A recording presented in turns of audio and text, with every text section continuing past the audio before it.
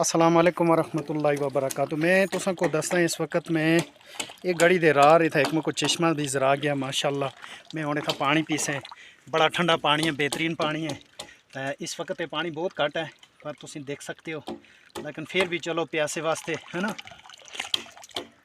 अल्हम्दुलिल्लाह। चलो ये गड़ी दे दरम्यान जिहड़ा चश्मा है, शुक्र अल्हम्दुलिल्लाह पानी भी नसीब हो गया।